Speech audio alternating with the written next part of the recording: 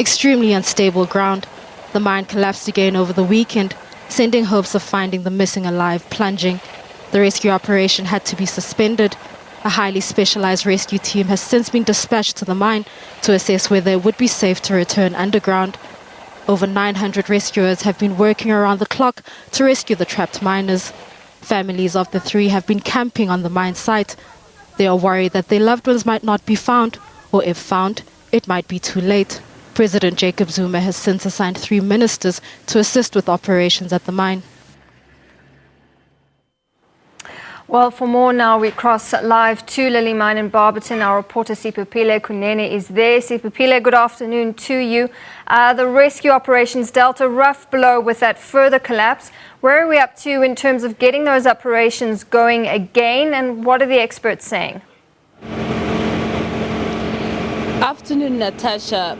The CEO of the mine said it might be weeks before anything else starts happening at the mine because the earth as well as the rock is too unstable. It's extremely unstable.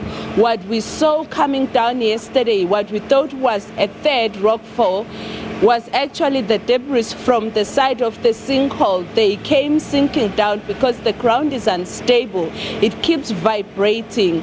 The assessors, engineers are still at the sites. They are still assessing the soil as well as the rock as to how soon or when can they start going underneath and start helping the people that are trapped down there. The CEO also insisted that we call this a rescue mission, not yet a recovery mission. He said the families remain hopeful. Though the hope is slowly dying down, they're still hopeful that the people will be recovered. All right, Siphephile, so it doesn't look like it's getting any better, not such good news. What about that meeting between the task team and mine management? What came out of that? They're still in a meeting. They actually met earlier, the mine management, the assessment team, members of the government, both provincially and nationally. They met earlier and then they dispersed. They're still going to meet elsewhere, but they're coming back, whereby they'll be giving us a report that includes input from everyone else who's involved in the process. But the families are still inside.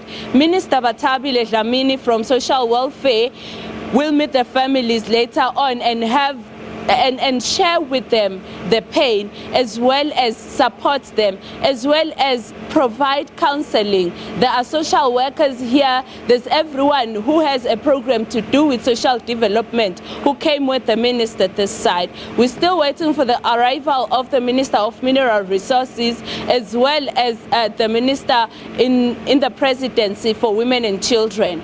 Siphephile, you mentioned the families there. How are they dealing with this setback? I would imagine it's very, very difficult for them. It has dampened their spirits in a great way.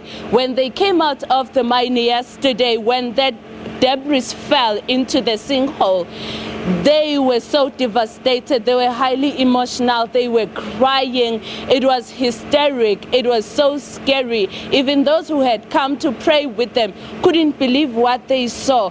That sort of dampened their spirit and put them in a position where they doubted if they'll still find these people alive. Since the operations were halted on Saturday, they've been stopped indefinitely now. There's no telling as to when it may begin again. All right, Siphephile, thank you very much for that update. Our reporter Siphephile Kunene live from the Lily Mine in Mpumalanga.